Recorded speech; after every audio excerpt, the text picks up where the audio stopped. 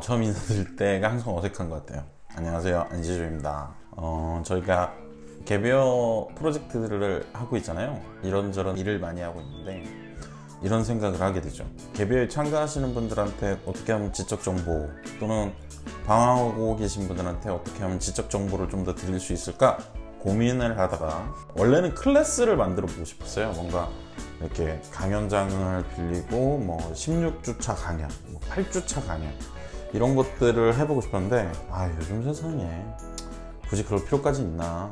영상으로 만들어 놓으면 두고두고 쓸 수 있고 다른 사람들도 볼 수 있으니까 이게 더 낫겠다, 이렇게 판단한 거죠. 그래서 새로운 프로젝트 명을 또 만들죠. 개비어 생각 프로젝트. 또 저만 뜨든하고 있죠.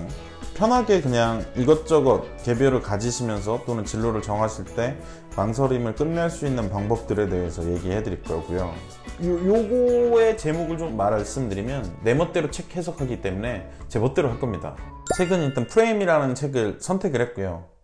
첫 책으로 프레임을 선택한 이유는 여러 가지가 있는데, 일단 기본적으로 자신을 알라, 나를 알라, 이런 말들을 많이 하는데, 그 나를 알라의 개념에는 내 생각의 구조나 틀을 알라, 이 말이거든요.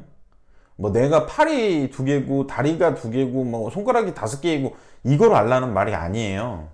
내가 주로 어떤 생각을 하고 어떻게 살아가는지를 알라는 거기 때문에, 그거를 알려드리는데 어떤 게 좋을까 해서 첫 번째 책을 이제 프레임으로 선택한 거예요. 프레임이라는 책은 나를 알려주는 책이냐? 그건 아니에요. 프레임을 이 책에서는 생각의 틀이라고 정의를 하거든요. 그거를 알라는 거고, 이거를 알려드림으로써 해서 나를 알다라는 생각의 기본 베이스를 깔 수 있을 것 같아서 선택해봤고 시작하려고 합니다. 그리고 두 번째, 이 책을 선택한 이유는, 여러분들이 이제 해외를 가시거나 외국을 가시거나 같은 말이네요. 이렇게 돌아다니다 보면 몇 가지 일들을 만나게 되실 거예요. 생각도 만나고, 사회도 만나고, 문화도 만나고, 사상도 만나고, 친구들도 만나고, 이럴 텐데, 이 친구들이 다 좋은 공부이고 나를 변화시킬 수 있는 방법이며 좋은 교과서입니다. 그렇기 때문에 이거를 조금 인지하고 나면 사람들이 조금은 다르게 보이는 방법들이 있기 때문에, 그것 때문에 이제 책을 선택했어요. 이 책의 맨 처음에는 이제 프레임이라고 써져 있죠. 그냥 프레임 이렇게 써져 있습니다. 이 책은 한 10쇄, 그러니까 10년 정도 팔린 책이에요. 10년 정도 팔린 책이기 때문에 90쇄 정도 나갔습니다. 이 90쇄 정도라고 보면 약 제가 봤을 때 한 50만 부 정도 나가지 않았을까. 그래서 10년에 제 개정판을 내놓을 정도로 베스트셀러, 스테디셀러인데, 그 밑에 보면 이렇게 써져 있어요. 책 프레임 밑에 보면 나를 바꾸는 심리학의 지혜. 프레임을 아는 것이 나를 바꾸는다 라고 정의를 하고 있고, 그 밑에는 인생을 바꾸고 싶다면 프레임을 리프레임하라, 이렇게 써져 있습니다. 프레임이라는 게 생각의 틀이라면, 프레임을 바꾸는 것이 내 삶을 변화하게 하거나 프레임을 리프레임하는 것이 나를 변화시킨다 라고 얘기를 하는 거죠. 인생을 변화시킨다고. 저는 이 책을 딱 정리를 하자면 요렇게 정리를 할 것 같아요. 지혜를 얻고 싶은 사람들이 읽는 입문서, 초입서, 요렇게 정리를 합니다. 이제 프레임에 대한 정의부터 일단 좀 내려봐야 될 텐데, 프레임이 뭐냐면 우리가 하고 있는 생각에도 틀이 있다는 거예요. 이해가 안 가죠? 나는 그냥 어떤 생각들이 나와서 그 생각들을 떠올리고 말하고 생각하고 실행하는 것 같은데, 그게 아니라 그거 역시 생각에 틀이 있다는 거죠. 그래서 이 틀에 대한 설명입니다. 첫 번째 시간에서는 목표가 이거거든요. 프레임이라는 게 존재하는구나. 그리고 프레임을 인식시키는 것이 저의 목표이고, 이 책의 챕터 1의 목표입니다. 제가 보기엔. 이 질문을 먼저 할게요. 좋아하는 색이 뭐세요? 그러면 10년 전에 좋아하는 색은 무엇이세요? 대부분의 사람들은 내가 10년 전 좋아하는 색과 현재 좋아하는 색이 같습니다. 대다수의 사람들은. 그러면 왜 이럴까? 라는 생각을 안 하죠, 사실. 근데 왜 이럴까를 생각을 해보면 이거 역시 틀이 존재하기 때문이에요. 파란색이, 저는 실제로 파란색을 좋아합니다. 파란색을 보면 기분이 좋고 차분해져서 나는 파란색이 좋아 라고 10년 전에도 생각했고 현재에도 생각하고 있는 거죠. 빨간색을 보면 누군가 나를 괴롭히는 것 같고 불쾌해, 또는 경계하는 것 같고 어두워, 이렇게도 정리하는 사람들이 있을 거예요. 어쨌든 우리가 이런 색에 대한 대화를 얘기하면서 알아야 될 것은, 나는 10년 전에도 파란색을 좋아했고 현재도 좋아한다.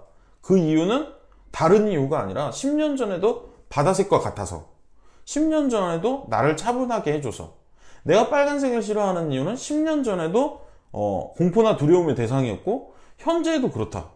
그러면 나는 왜 이 10년 동안 변하지 않았냐는 거죠. 왜 안 왔냐? 나는 그럼 빨간색을 볼 때마다 생각했을 거야. 두려워, 공포야. 이랬을 수 있어요. 하지만 성장해 오면서 빨간색이 뭐 섹시한 색일 수도 있고 열정의 색일 수도 있고 뭔가 다른 의미로도 다가올 수 있을 텐데 그렇게 저한테 다가오지 않는 거예요. 왜? 생각의 틀이 있기 때문에.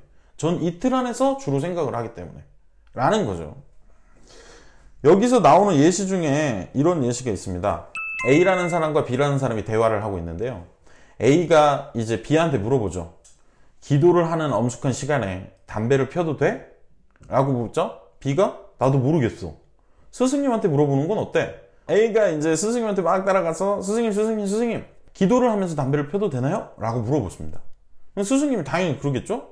신간하는 엄숙한 대화야. 너 이럴 거야? 죽을래? 뭐 이러겠죠.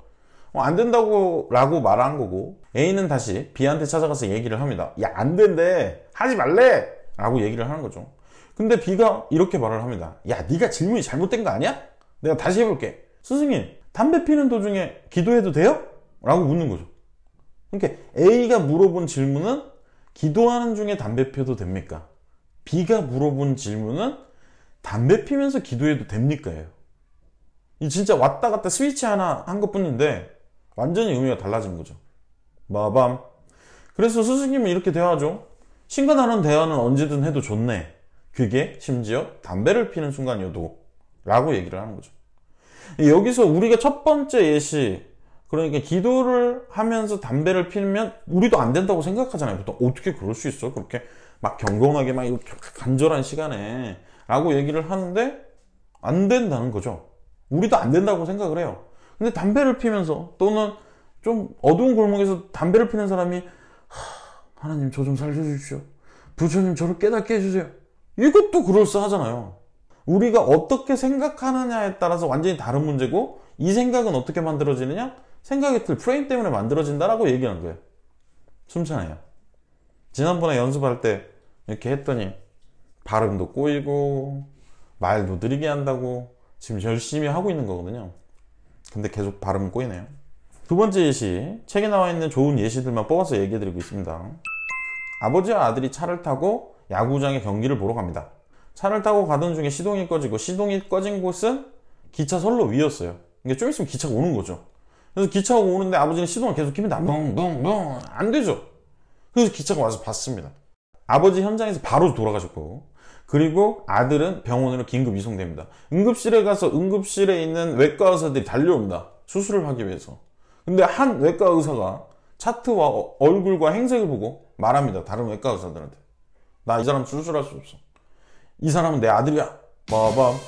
아버지 돌아가셨는데? 왜 그렇게 된 거죠? 실제로 여기서 얘기하는 예시의 이유는 이거예요. 외과 의사가 왜 엄마라고 생각 안 해? 또 외과 의사는 힘들고 어려운 일이니까 남자일 거라고 기본적으로 생각하고 있는 거잖아.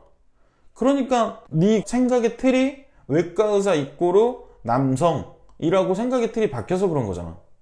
네가 생각의 틀을 깨거나 다르게 쓰면 많은 것들이 달라 보일 수 있고, 내가 어려운 것들을 또 해결할 수 있고, 감정적 불편함도 이겨낼 수 있는 거야 라고 계속 이런 예시들을 얘기합니다. 실제로 제가 여행을 굉장히 오래 다닌 편인데 모르겠어요. 20대의 10년 중에 한 3년은 뭐 해외에 있었던 것 같아요. 3, 4년. 근데 그 중에 프레임을 터트리는 또는 깨는, 내가 세상을 되게 작게 봤구나 라고 느끼게 해주는 순간들이 있는데, 그 중에 하나가 아르헨티나에 있는 동물원이었어요. 주변 사람들이 야, 아르헨티나에 무슨 동물원 있대, 완전 짱 좋대, 가보자. 그래서 갔어요. 아르헨티나의 그 부에노스아이레스 수도에 있다가 그래 가보자 라고 한 40분 정도 타고 갔는데, 갔더니 동물들을 울타리 없이 풀어놓은 거예요. 뭐 오리도 뛰어놀고 개도 뛰어놀고 막 저쪽에서 애기 사자도 뛰어놀고 있고, 여기서 막 낙타도 막 울타리 하나 쳐놓고 돌아다니고 막 이러는 거예요. 말도 안 되죠. 너무 신기해. 막 호랑이도 만질 수 있고, 곰도 막 어떤 거기 있던 관광객은 포드를 입에 물어서 곰한테 이렇게 줘요. 막 입으로 충격 빠밤. 너무 신기했어요. 우와, 세상에 이런 것도 있구나. 맹수나 동물원은 항상 울타리와 이렇게 보호막이 있는 채 또는 가둬진 채 길러져야 되는데 현장에서 코끼리도 타고 낙타도 탈 수 있어요. 너무 신기한 거예요. 내가 갖고 있던 생각들, 기본적인 생각들은 다 깨져버린 거예요. 그래서 물어봤어요. 물어봤죠. 그랬더니 이렇게 대답하더라고요. 곰이나 호랑이, 피우마 이런 애들을 태어나면 바로 강아지랑 같이 기른답니다. 그러니까 배우는 습성은 강아지 습성을 배우게 되는 거예요. 충격이었죠. 물론 이거를 처음 안 사람은 관찰을 해서 알았지만 그게 중요한 게 아니라 동물원은 자유로울 수 없어의 프레임, 생각의 틀을 깨버린 거였어요. 그런 거 보면 저 매번 놀라요. 와, 역시 세상은 넓고 배울 거 많고 나는 한계 있는 사고를 하며 살고 있구나 라는 생각을 하는 거죠. 지금 4가지 예시를 들었어요. 첫 번째, 10년 전 좋아하는 색과 지금 현재 좋아하는 색이 대부분 같다. 두 번째, 기도하면서 담배를 피느냐, 담배 피우면서 기도하느냐. 세 번째, 왜 외과 의사는 남자여야만 한다라고 나는 착각하고 있었는가. 네 번째, 동물원은 울타리가 없어도 운영될 수 있는데 나는 그거를 왜 생각하지 못했는가. 단순하게 말하면 고정관념일 수 있죠. 고정관념에 대한 얘기를 하는 거야? 아니에요. 이게 아닌데 이건 천천히 이제 이화에서 얘기 드리고, 중요한 건 이 예시들을 통해서 알아야 될 건 나에게, 사회에, 세상에 생각의 기본적인 틀이라는 게 존재한다는 거예요. 이걸 받아들이셔야 돼요. 지금은 너무 터무니없는 예시지만 옛날에 뭐 이런 거 있잖아요. 칠거지약이라든지 여자는 남자랑 겸상을 못한다든지. 이게 왜 잘못됐냐면 생각의 틀이 잘못돼서 그런 거예요. 우리가 지금 하고 있는 생각의 틀 역시 10년 뒤, 100년 뒤, 1000년 뒤에는 말도 안 돼 이런 생각의 틀일 수도 있어요. 그렇기 때문에 첫째는 세상에는 생각의 틀이라는 게 있다. 이 정도를 알아두시면 됩니다.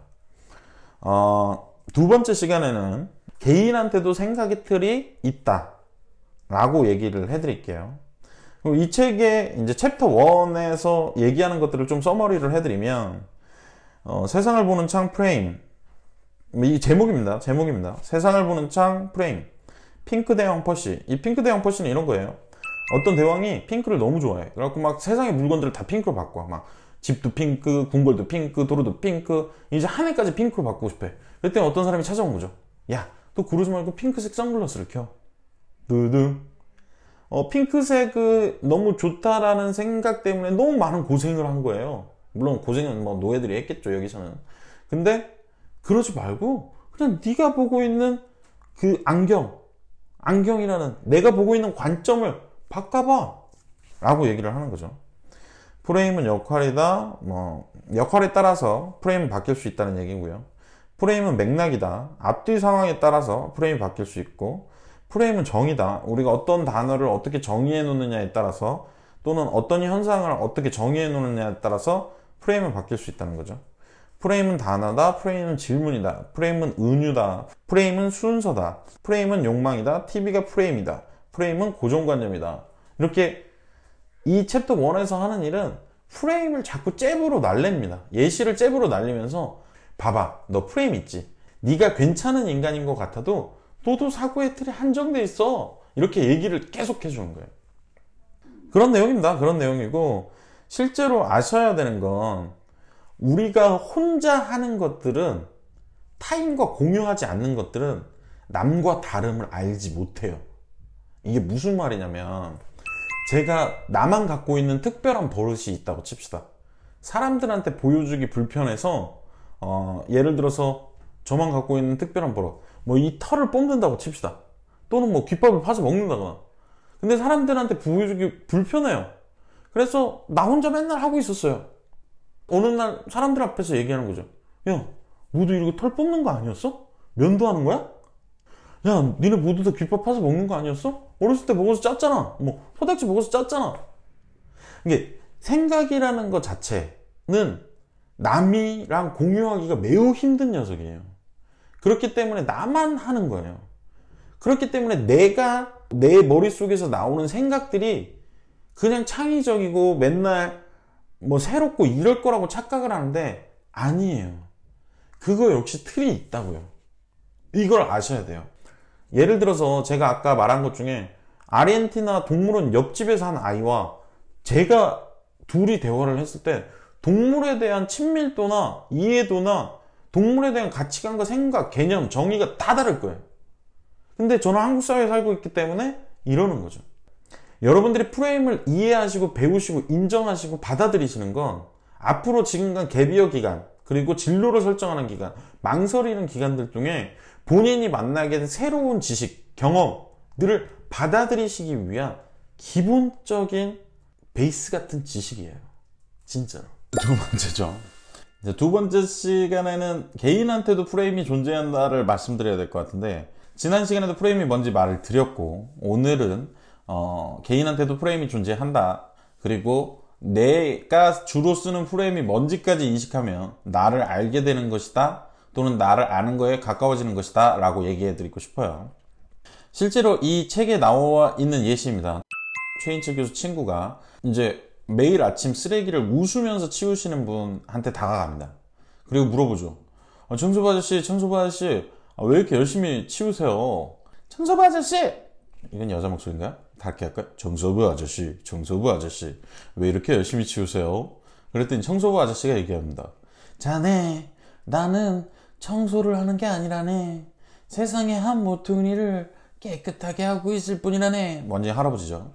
중요한 건 이 목소리가 아니라 이런 거죠. 우리가 봤을 때 청소를 한다는 건 인상 쓰고 찌푸리고 더러운 걸 개선한다 라고 생각할 수 있는 생각의 틀을 이 청소부 아저씨는 지구라는 틀에서 바라본 거죠. 내가 하고 있는 일은 지구라는 곳을 한 모퉁이를 깨끗이 치우는 일이구나. 직업에 대한 만족도나 일에 대한 성취도가 남다를 수밖에 없죠. 실제로 여기서 그렇게 얘기를 합니다. 그러니까 일이라는 개념과 돈을 벌기 위해서 하는 일이라는 개념과 내가 성장하기 위한 커리어라는 개념, 그리고 내가 죽을 때까지 해야 되는 사명, 그리고 하늘에서 주신 업무, 소명, 이렇게 비교를 하죠. 단순하잖아요. 내가 돈을 벌기 위해서 이 짓을 해야 된다라고 생각을 하면 진짜 그 일을 하기 싫죠. 또는 어떻게든 빨리 끝내고 어떻게든 편하게 쉬고 싶죠. 근데 이건 나의 미래를 위한 투자야, 커리어를 위한 거야 라고 생각하면 노력하게 되고 열심히 하게 됩니다. 하지만 이것을 신이 나한테 주신, 제가 봤을 때 종교적 의미에서의 소명이죠.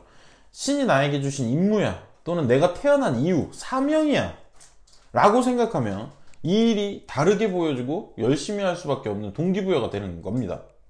그래서 단어를 한두 개, 의미를 한두 개 바꿨을 뿐인데 내 삶의 의미와 삶의 소명, 이런 것들이 다 바뀌는 거죠.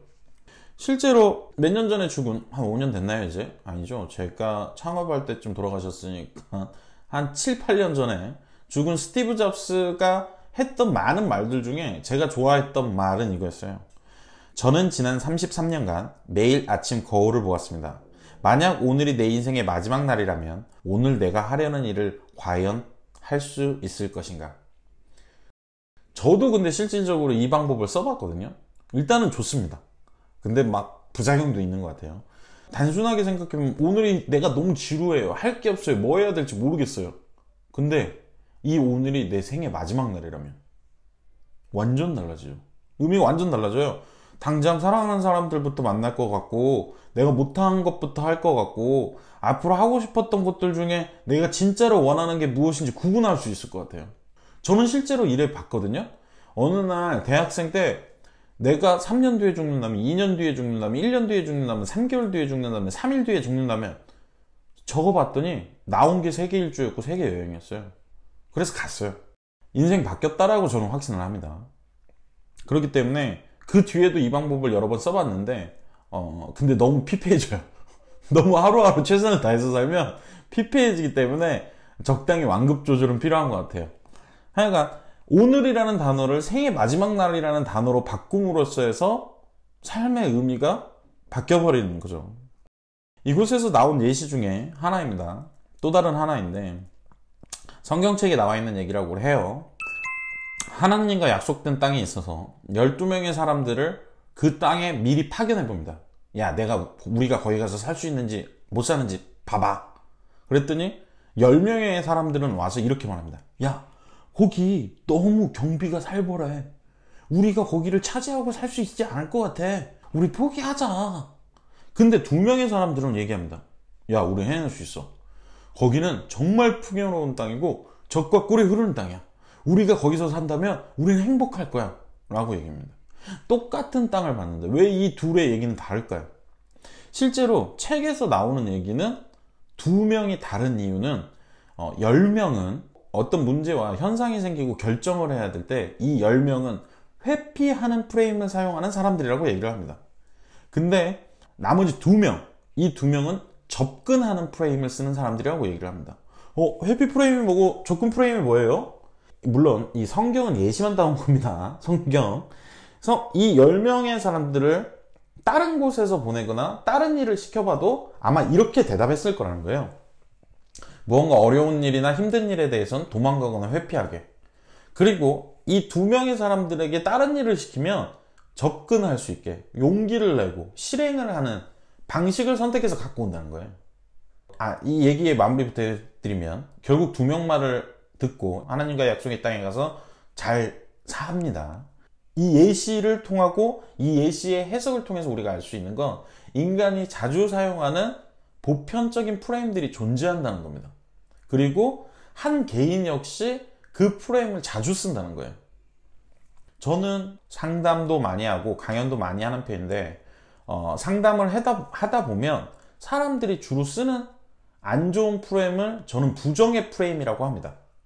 그리고 좋은 프레임들을 긍정의 프레임이라고 해요. 어떤 사람들은 이게 잘 혼재되어 있거나 믹서되어 있어서 밸런스가 되게 좋고요.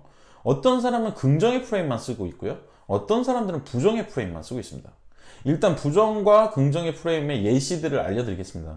부정의 프레임. 주변 사람들의 시선의식, 자신을 표현 못함, 인정받으려고 노력하나 인정하지 못함, 사랑받고 싶음, 불안해함, 폭력에 장시간 노출되어 있었음, 의심 많이 함, 비교 많이 함, 거짓말 자주 함, 경쟁 구도에 너무 오랜 시간 노출돼서 삶이 경쟁이라고 생각함, 두려움 많음, 자신감 낮음, 의존적임, 감정 차단, 감정 무시.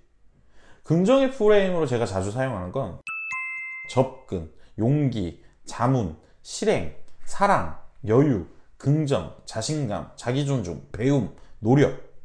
어떻게든 해내요. 그럼에도 불구하고 이런 것들이 있거든요. 단순하게 생각해 보세요. 아시는 분들은 아시고 현재 자기가 쓰고 있는 프레임이 있으시면 이걸 아실 텐데 어떤 결정적인 순간, 선택의 순간에 항상 같은 방법, 도망만 치시는 분들이 있어요. 이분들은 예를 들어서 입사를 하려고 할 때 도망칠 수도 있고요. 갭이어를 떠나려고 할 때 도망칠 수도 있고요.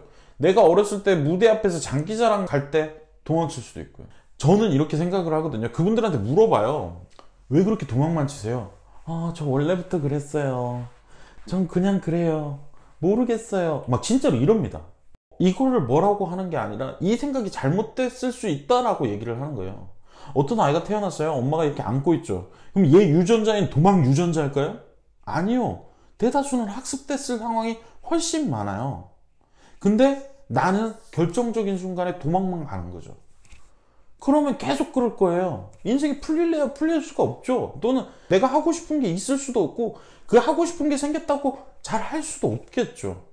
이건 당연한 거예요. 근데 또 반대일 수도 있습니다. 어떤 사람이 어떤 문제나 사건이 생기고 선택의 순간이 왔을 때 계속 용기만 내는 거예요. 무조건 용기. 갑자기 좋아하는 굉장히 아름다운 여성, 잘생긴 남성을 봤어요. 무조건 다가가. 저 사귈래요. 뭐야? 밑도 끝도 없이 갑자기 와서 저 싫습니다. 꺼지세요. 막 이랬어요. 그랬는데 또 찾아서 아니요. 선생님도 저를 만나보면 좋아하게 될걸요? 막 이렇게 되는 거죠. 긍정의 프레임이라고 하지만 이거 역시 잘못됐을 수 있어요. 제일 좋은 건 밸런스가 좋은 거죠. 제가 이제 강연 상담하면서 이제 강사분들을 컨설팅 할 때도 가끔 있고 되게 잘 되신 분들을 컨설팅 할 때도 있어요. 그분들을 보면 어떠한 상황에 부정의 프레임이 나와도 다시 긍정의 프레임으로 바꾸시는 방법들이 있어요. 하여간 이건 중요한 게 아니고 여기서 중요한 건 내 개인한테도 기본적인 생각의 프레임이 존재한다. 그리고 그 생각의 프레임 때문에 나는 선택이나 집중을 하거나 노력을 하거나 무언가를 할 때 그 프레임을 자주 사용한다 라는 걸 아셔야 돼요. 조금 알 것 같아요. 이게 무슨 말이냐면요, 평상시에 내가 잘하고, 그러니까 나에 대해서 생각을 안 하신 거예요. 그렇기 때문에 내가 어떤 문제나 어떤 상황에서 내가 자주 쓰는 방법에 대해서 인지 못하는 거예요. 이거 컨설팅 기법 중에 하나인데 서드아이라는 기법이 있어요. 그러니까 내 영혼이 바깥에 있는 상태에서 나를 관찰한다라고 생각하고 찾는 방법인 건데, 제일 좋은 방법은 내가 어떤 선택을 할 때나 내 생각의 흐름들을 잘 기록해 놓으시는 거예요. 그리고 그거를 객관적으로 보는 거예요. 물론 평상시에 걸어 다닐 때 내 영혼이 한쪽에 하나 더 있어서 저 봐봐, 또 새로운 음식, 뭐 새로운 아이스크림 나와서 먹어보고 싶은데 사람들이 이거 시키면 나 쳐다볼까봐 이거 못 시키고 있어, 바보야 바보, 이런 생각을 하실 수 있으면 되는 거거든요. 이게 서드아이 기법이라는 게. 이건 중요한 거 아니고 내가 산으로 가고 있는데요, 죄송합니다. 다시 돌아올게요. 그러니까 내가 자주 사용하는 패턴이 있어요. 이걸 인지하셔야 돼요. 이걸 인지하는 방법도 많습니다. 적는 방법도 있고요, 설문조사도 있고요, 주변 사람들한테 객관화시켜서 물어보는 방법도 있고요, 물론 그 중에 하나가 명상이기도 하고요. 저는 사실 명상까지는 못하는데 이런 것들 해보면 다 나와요. 내가 주로 뭘 하는지, 어떤 상황에서 어떻게 선택을 하는지. 이 책에 제일 좋아하는 부분이 한 단락이 있습니다. 읽어드릴 건데, 사실 이 단락은 여러 가지 의미로 해석할 수 있어요. 근데 제가 쉬운 부분만 2가지 정도 해석해 드릴게요. 사람들이 자연스럽게 갖기 쉬운 프레임은 되게 하위 수준이다. 당장 먹고 살아야 되는데 뭘? 귀찮아, 남들도 안 하는데 뭘? 등과 같은 생각은 하위 수준의 프레임이 전형이다. 그렇다면 상위 수준과 하위 수준의 프레임을 나누는 결정적인 차이는 무엇일까? 바로 상위 프레임은 Y를 묻지만 하위 프레임에서는 How를 묻는다는 점이다. 상위 프레임은 왜 이 일이 필요한지, 그 이유와 의미의 목표를 묻는다. 비전을 묻고 이상을 세운다. 그러나 하위 수준의 프레임에서는 그 일이 쉬운지, 어려운지, 시간은 얼마나 걸리는지, 성공 가능성은 얼마나 되는지 등 구체적인 것들만 묻는다. 그래서 궁극적인 목표나 큰 그림을 놓치고 항상 주변의 이슈를 쫓느라 에너지를 허비하고 만다. 상위 수준의 프레임을 갖고 있는 사람은 노보다는 yes라는 대답을 자주 하고, 하위 수준의 프레임을 가진 사람은 yes보다는 no라는 대답을 많이 한다. 어렵죠? 이게 좀 한 3파트로 일단 나눠봐야 돼요. 첫 번째, 저는 부정의 프레임과 긍정의 프레임으로 나눴잖아요. 이분은 하위 프레임과 상위 프레임으로 나눈 거예요. 그래서 하위 프레임이 있고 상위 프레임이 있다, 이걸 인지를 일단 하시고, 하위 프레임이 덜 좋은 건데, 이 하위 프레임들은 뭐냐면, 귀찮아, 하기 싫어, 먹고 살아야 되는데 뭐 그냥 하다 마는 거지 뭐, 이런 얘기들이에요. 이런 얘기는 아까도 말씀드렸지만, 내가 무언가 하려는 것들, 내가 바라보는 것들에 대해서 이제 2번째 개념이 나오죠. how, 어떻게로 집중을 하는 거예요. 이거 어떻게 해야 되지? 이거 어떻게 하면 빨리 끝낼 수 있지? 이런 것들이에요. 근데 why로 물어보는 사람들은 상위 프레임이라는 거예요. 왜 해야 되지? 내가 이걸 왜 하는가? 강연 들으시는 분들이 행복하고 좋고 자기에 대해서 잘 이해하고 개별을 잘 보내실 수 있다면 땡큐. 그러니까 나는 이 시간이 의미가 있고 굉장히 열심히 준비해야 되는 시간이 돼요. 근데 이걸 억지로 한다고 생각해 보세요. 책 읽어야 돼, 대본 써야 돼, 앞에 가서 말해야 돼, 뭐 편집은 제가 안 하지만 편집해야 돼, 촬영해야 돼, 왜 하기 싫죠. 뭐가 좋으세요? 남을 위해서 막 억지로 하는 편집, 막 책 읽기, 막 이것과 내가 이걸 함으로써 해서 사람들이 좀 더 편해지고 좋아지고, 이 Y와 How 차이로 2번째를 나눕니다. 그리고 Y로 하신 분들은 그 일이 의미 있고 그것들을 위해서 많은 헌신과 에너지를 잘 쓴다 라고 얘기하고, How로 하시는 분들은 어쩔 수 없이 하고 그거를 하다가 다른 것들에 의해서 에너지를 막 소비하고 노출하고 힘들어 한다 라고 얘기하는 거예요. Y는 이해 가시잖아요. 그러니까 How는 어떤 개념이냐면, 우리를 좀 더 이해해야 되는데, 사람들은 어떠한 것들을 굉장히 축약하는 걸 되게 좋아합니다. 뇌가 그래요, 뇌가. 그래서 카메라, 내 영상이나 행동이나 목소리를 잘 담거나 찍어주는 것, 이렇게 안 정의해요. 그냥 카메라로 정의하죠. 동영상 뭐 어떤 배우가 이렇게 뛰어논다 이렇게 얘기 안 하죠. 동영상이었어 이렇게 얘기를 해요. 기본적으로 하우라는 버릇이 왜 생기냐면 우리의 머리는 굉장히 새롭지 않은 것들, 익숙해져 가는 것들에 대해서 되게 축약을 합니다. 그리고 이 축약 속에서 어떤 발견이 생기냐면 축약을 하고 나면 이거를 해결하는 방법만 고민하게 됩니다. 그러면 사람이 어떤 일이 반복될수록 하우에 집착하게 돼요. 원천에 집중하는 게 아니라 방법에 집중하게 되면 어느 순간 이 방법들에 의해서 딴 길로 새간다는 얘기를 하고 있습니다. 네. 마밤 이해가십니까? 그러면 이런 생각을 해보셔야 돼요. 왜 나에겐 회피 프레임이, 왜 나에겐 접근 프레임이, 왜 나에겐 포기 프레임이, 왜 나에겐 용기 프레임이 생겼느냐? 부정의 프레임과 긍정의 프레임으로 나눴을 때 난 왜 부정의 프레임인 거야? 난 왜 긍정의 프레임인 거야? 엄마가 날 태어날 때부터 얘는 부정의 프레임을 갖고 태어났네 이러지 않았다고요. 그러면 제가 주장하는 건 학습이죠, 학습. 단순한 예를 들어볼게요. 이게 실제 예시인데 어떤 아이가 한 20년간 굉장히 조그마한 한 25가구 정도 사는 마을에 살았어요. 그리고 아버지는 그 마을이 재미없고 심심하니까 술을 드십니다. 술을 드실 때마다 애를 때려요. 애는 그 얘기를 딴 데서 하고 싶지만 25가구 다 아빠가 아는 사람들이에요. 그래서 거기다가 얘기도 못하죠. 당연한 거잖아요. 그럼 얘가 어떤 상황이 생겼을 때 자기가 뭔가 하고 싶은 게 있어요. 막 하고 싶어요. 아빠 나 이거 하고 싶어. 해. 하지만 아빠가 밤에 술 먹고 와서 때리면서 하지 말라는 거예요. 그럼 얘는 포기하는 게 당연하잖아요. 그러면 나를 이걸 아빠 말고 도와줄 사람이 없을까? 주변 사람들을 찾아보지만 없어요. 왜? 말도 못하거든. 이게 한 번 쌓이고 두 번 쌓이고 세 번 쌓이면 습관이 된다고 안 된다고? 된다고. 당연하잖아요.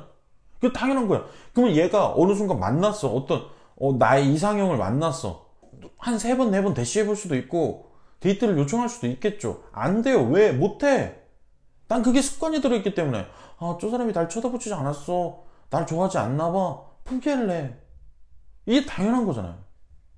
그럼 반대로 얘기해볼까요? 긍정의 프레임을 쓰는 사람들, 아까 잠깐 얘기했던 용기에 대해서 얘기해볼까요? 어떤 사람이 최초에 뭔가 하고 싶은 게 있었어요. 그래서 그걸 하려고 해요. 근데 우연찮게 그게 잘 됐어.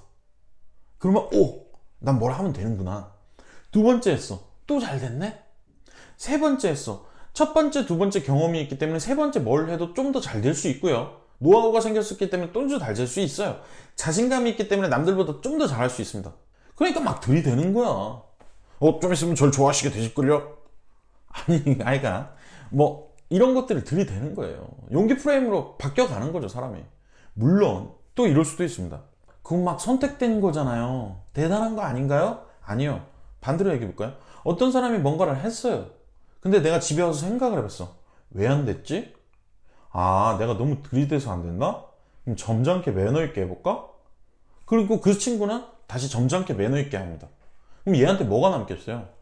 그런 식으로 세 번, 네 번 바꿔가면서 무언가를 성취하거나 직접 해봤다고 해보세요. 노력이라는 것은 방법을 두세 번씩 바꿔가면서 하는 거구나. 얘는 사고, 그리고 전략, 방법을 바꿔서 새롭게 용기를 내보자. 요게 프레임 생기는 거예요. 네. 이런 예시를 들으면 어떤 생각을 하시게 되냐면, 그럼 난 어떻게 해? 요건 좀 이따 얘기해 드릴 거예요. 근데 난 그러면 이 얘기에서 얻을 수 있는 건 뭐야? 여러분 만약에 휴학을 하시건 갭이어를 가지시건 뭐 진로를 찾으시건 어쩌건 간에 진짜 이런 여러 가지 프레임들에 도전해 보셔야 돼요.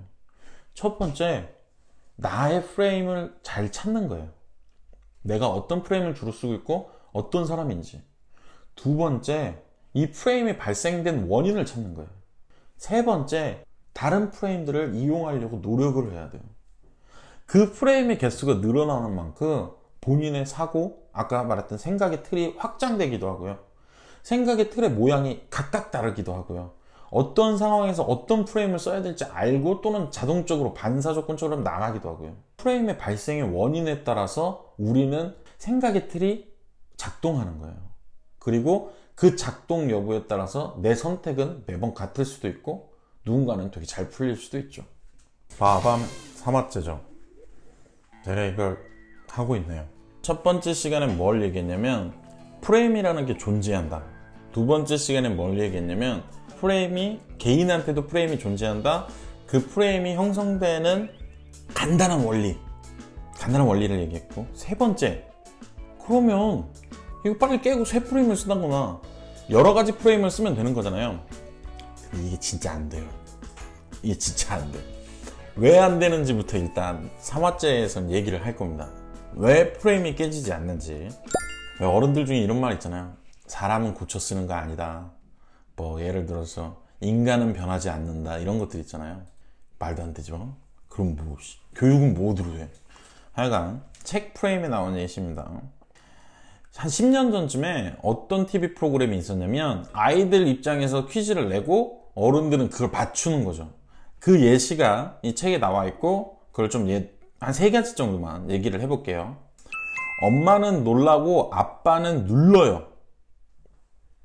이해가시죠? 두 번째, 이게 없으면 노래를 못해요. 세 번째, 이 사람만 가고 나면 막 혼나요.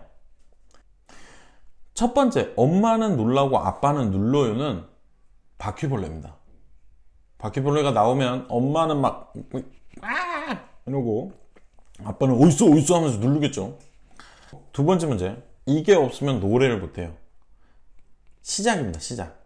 자, 시작. 요거. 세 번째 문제, 이 사람만 가고 나면 막 혼나요. 이 사람 누구일까요? 손님입니다.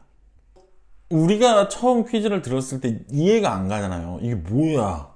이 정답을 알려드리고 나면 아이 입장이 보이면서 이해가 되잖아요. 요거를 보고 우리가 알 수 있는 건 사람은 자기 중심적으로 생각한다, 사고한다 라는 거예요. 내 생각에는 이게 없으면 노래를 못해요의 이것은 무엇일까요? 라는 대답은 탬버린, 마이크, 자막, 뭐 MR? 이런 거죠. 근데 아이의 입장에서는 노래 언제든 할 수 있거든요. 단지 누가 언제 해야 되는지 맨날 가르쳐 주니까 시작, 이게 필요한 거죠. 그러면 아이 입장에서는 맞는 거예요. 부모 입장에서는 틀린 거거나 다른 거고. 왜냐? 각자 자기 입장에서만 보기 때문에 그래요. 자, 그러면 우리는 특징을 하나 찾아냈죠. 인간의 사고와 행동은 자기 입장에서만 생각하고 행동한다 라는 거죠. 두 번째 예시를 드릴게요. 두 번째 예시.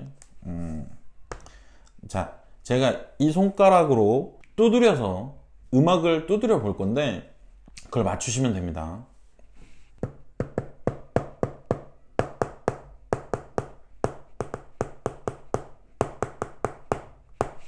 맞추셨습니까? 저는 명확하게 그 음을 생각하면서 두드렸거든요. 못 맞춰요. 이거 실제로 사람들한테 물어봅니다. 이 테스트를 하기 전에 이렇게 했을 때 몇 명이나 맞출 것 같아? 50% 정도 맞출 것 같다 라고 대답을 했습니다. 근데 실제로 맞춘 사람들은 2.5%밖에 되지 않아요. 굉장히 희박한 거죠. 굉장히. 이거 역시 왜 그러냐면 제 머릿속에서 제 사고 중심으로는 뭔가 행동을 바르게 했어요. 근데 여러분 중심에서 봤을 때는 그게 들리지 않는 거잖아요. 생각의 음이. 제가 누른 건 떴다 비행기였거든요. 떴다 비행기 이거 했거든요. 근데 안 들리는 거죠. 세 번째 예시는 뭐냐면 쉬운 건데, 우리가 어디를 가려고 하면 이렇게 농을 열거나 내일 뭘 입을지를 결정해야 되잖아요. 농을 이렇게 열면 옷이 되게 많은데 맨날 얘기해. 아, 옷이 하나도 없어. 나 옷 사야 돼. 이런 거잖아요. 근데 이거를 또 테스트를 해봅니다. 이거를 테스트를 해봐요. 옷에 글씨를 쓴 채, 유재석 뭐 이런 유명한 이름의 글씨를 쓰고 카페를 한 바퀴 훅 돌았다가 나옵니다. 나왔을 때 몇 프로나 이 글씨를 읽거나 이 사람이 이 옷을 입었다고 인식을 할까요? 라고 물어보니 46%가 알 것이라고 얘기를 합니다. 근데 실제로 이 글씨를 읽은 사람은 23%밖에 안 됐어요. 또 글씨가 아니라 프린팅 티셔츠를 입고 한 바퀴 돌았을 때 실제로 알거나 기억한 사람은 8%밖에 되지 않아요. 여러분들한테 물어볼까요? 어제 내 옆에 사람이 입었던 옷이 뭐예요? 3일 전에 나랑 밥 먹을 때 왼쪽에 있었던 사람 입었던 옷 뭐예요? 기억 안 나시죠? 기억 안 나실 거예요. 대부분. 전 기억 못 하거든요. 마찬가지예요. 근데 나는 내가 주인공이기 때문에, 아까도 말씀드렸지만 나는 내 멜로디를 알고 있고 내 입장에서 퀴즈를 내고 내 입장에서 행동을 하기 때문에 내가 어제 입은 옷을 오늘 또 입을 수 없는 거고, 그제 입은 옷을 오늘 또 입을 수 없는 거고, 지난번에 입은 옷을 오늘 또 입을 수 없는 거예요. 이거를 이 책에서는 조명력과 자기중심성이라고 얘기를 합니다. 컨설팅을 할 때도 왜 그 프레임을 깨야 되는지, 어떻게 프레임이 다르게 보여야 되는지 얘기를 합니다. 근데 그거를 생각하지 않아요. 왜? 내 중심에서 내가 느낀 거, 배운 것들만 인지를 하기 때문에. 어떤 친구가 찾아와서 아빠랑 맨날 싸우고 아빠랑 얘기도 안 해요, 막 이렇게 얘기를 해요. 그래갖고 왜 그러냐 그랬더니 아버지가 뭐 힘든 일을 하신대요. 그게 일이 부끄러워서 친구들한테 얘기했더니 친구들이 막 놀리고 그때부터 왕따가 돼서 나는 아버지가 싫고 아버지가 하는 일이 싫어서 말도 못한대요. 제가 그렇게 얘기해 줬어요. 야, 야라고는 하지 않았습니다. 저기요, 그 힘든 일을 안 해도 되는데 당신 먹여 살리려고 했어요. 10시간 일할 거 5시간만 일하고 5시간 누워서 놀거나 친구들 만나거나 이렇게 술도 한잔 먹고 즐겁게 살 수 있는데, 우리 딸, 우리 아들 입속에 들어가는 거 생각하면서 5시간 더 일한 거예요. 선생님 지금 주머니에 얼마 있어요? 뭐 10,000원 있다고 치면 5,000원만 저 주세요. 과자 사 먹고 책도 좀 보고 영화도 보고 이러려고. 아무도 안 준다고 해요.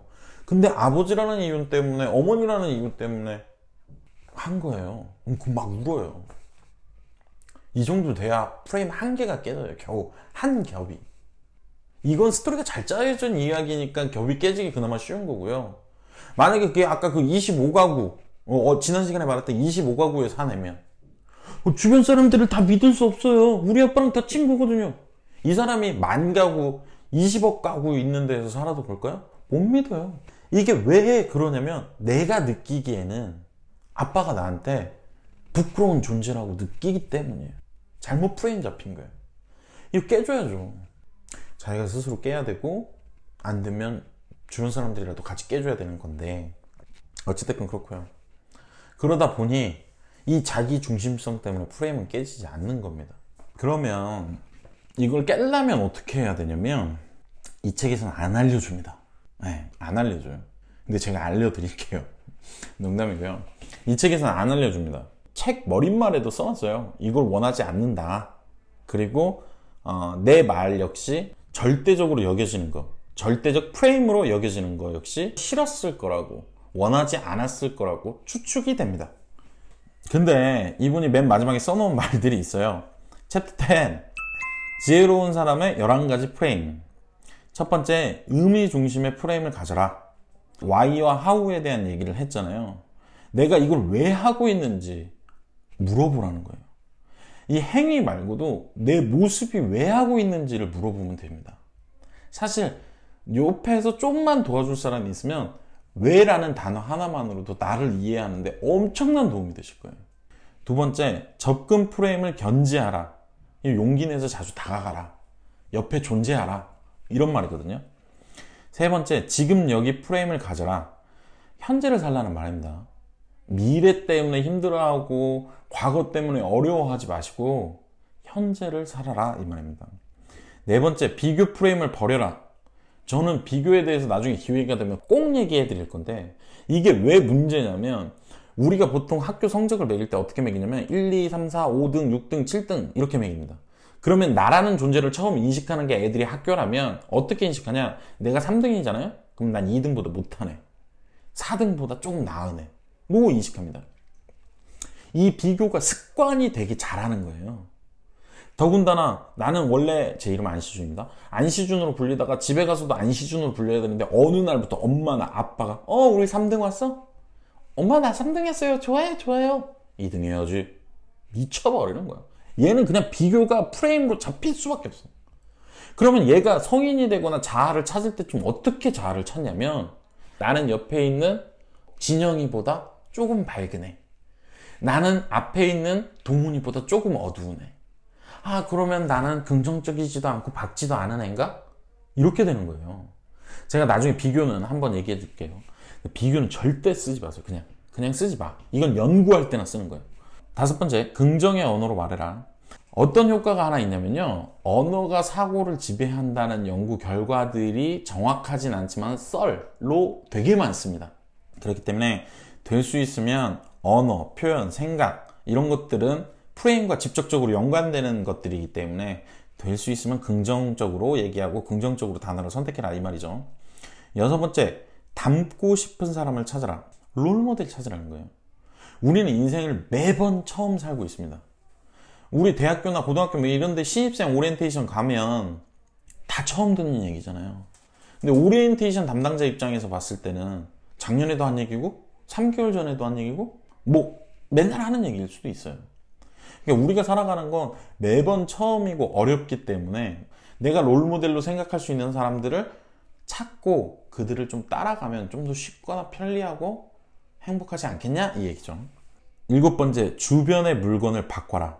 이건 자기계발 쪽에서 많이 쓰는 방법인데 쉽게 말하면 이겁니다. 프레임이라는 건 어떠한 환경이나 요소에 의해서 작동되는 건데 이 작동되는 것들을 많이 만들라는 거예요. 주변에 내가 좋아했던 사진, 내가 사랑했던 기억, 내가 좋아하는 음악 등을 자주 노출하거나 자주 놔둠으로 해서 내가 행복한 기억, 긍정의 프레임을 더 많이 쓸 수 있게 하라는 거예요. 여덟 번째, 소유보다 경험의 프레임을 가져라. 이거는 쉽게 말하면 책에도 나오는 얘기인데 TV를 살 때와 여행을 갔을 때 어떤 게 더 행복하세요? 라고 묻습니다. 그러면 소유에 대한 질문에서 행복을 느꼈다는 사람들이 35% 정도, 그리고 경험에 대한 행복도를 느꼈다는 사람들이 53% 정도, 나머지 사이는 모르겠어요 라고 대답한 거예요.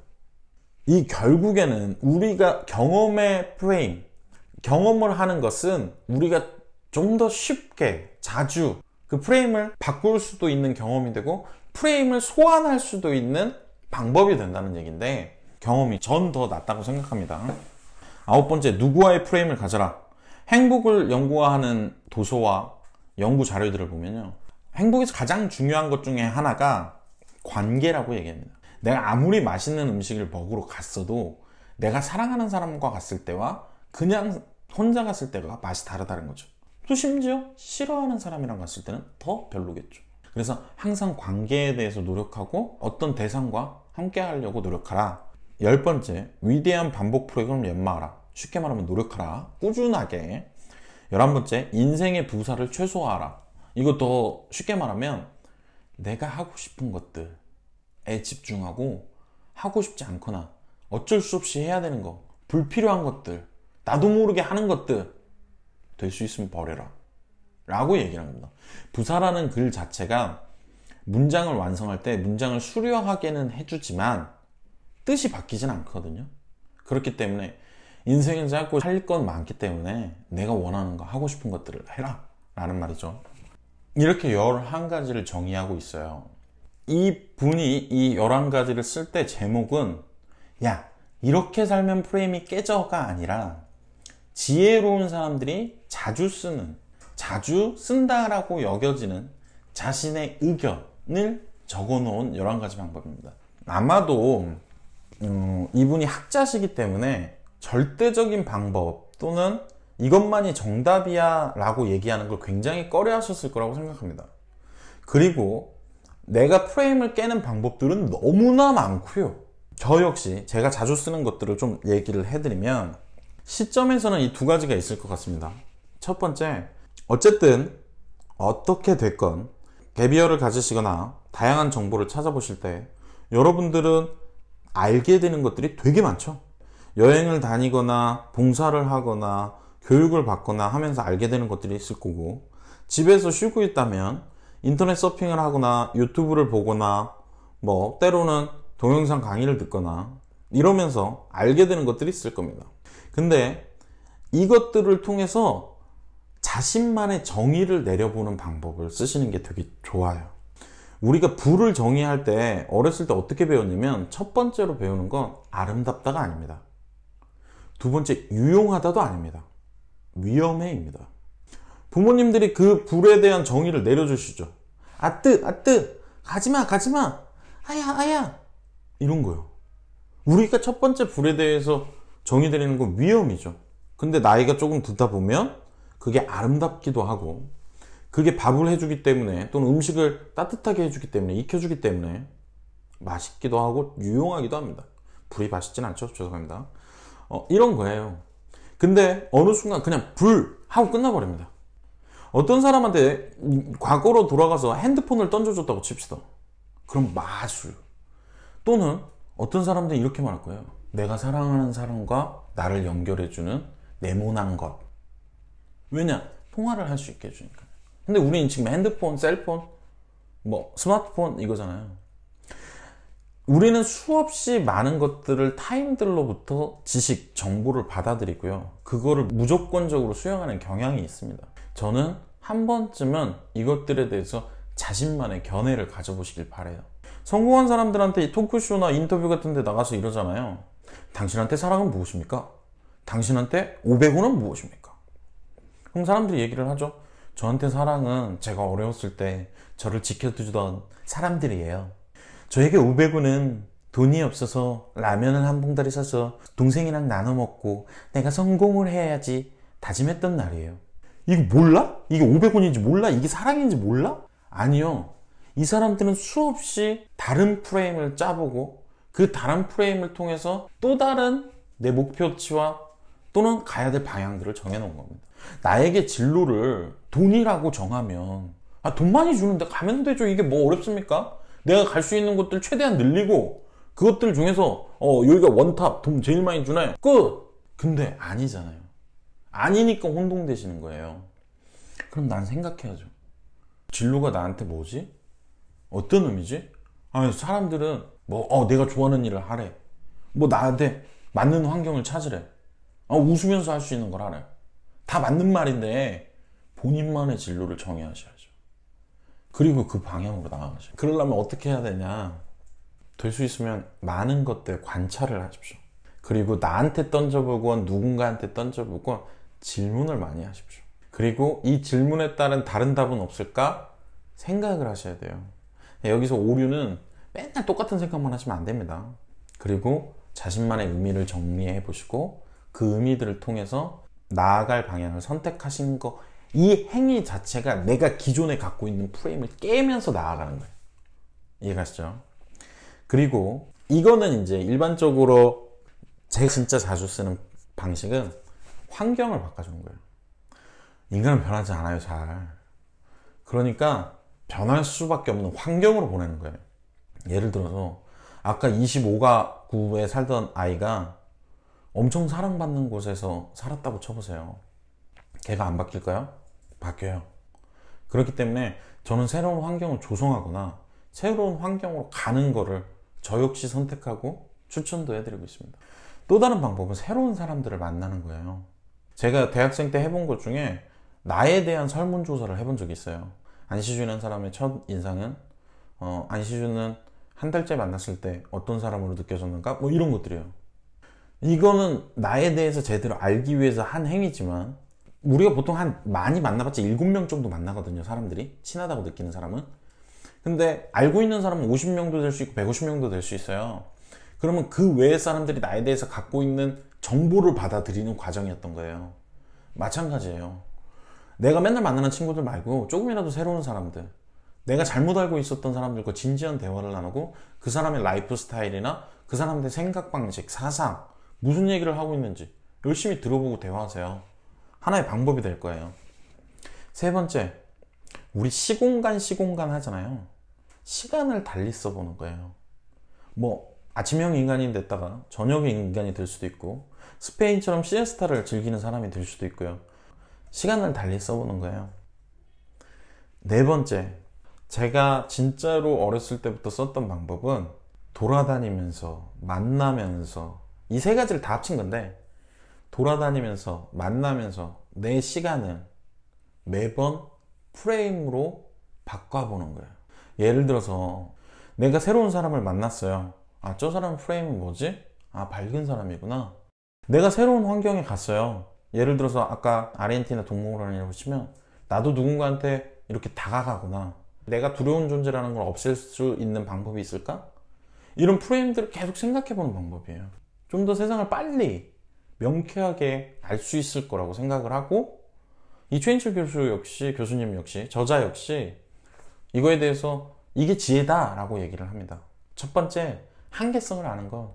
두 번째, 그거를 통해서 자신의 프레임을 인지하고 그 프레임을 다르게 써보거나 확장하거나 변화시키는 것 이라고 얘기합니다. 모르겠으면 그냥 카카오톡 하세요. 저한테. 그런 게 제일 빨라요. 그렇네요. 네, 저도 좀 시간이 들겠지만 그래도 그게 제일 빨라요. 마지막 인사를 하라고 했는데, 저는 이 프레임이라는 책을 좋아합니다. 그리고 아마도 이사를 몇십 번을 하더라도 버리지 않을 책 같아요. 그러니까 이 얘기를 왜 하냐면, 제가 제멋대로 이 책을 해석하는 과정에서 이 책에 누가 될까봐, 저자한테 누가 될까봐 하는 말이 있고요. 근데 실제로 진짜로 좋아해요. 그럴 정도로 좋은 책이고, 기회가 되신다면 책은 사서 읽어보시면 좋겠죠. 소유할 정도의 책이에요. 그러면서 자신의 틀도 좀 인식하시고 그러시면 좋을 것 같아요. 다음 시간에는 사랑에 대해서 얘기할 겁니다. 책장, 개별장 끝.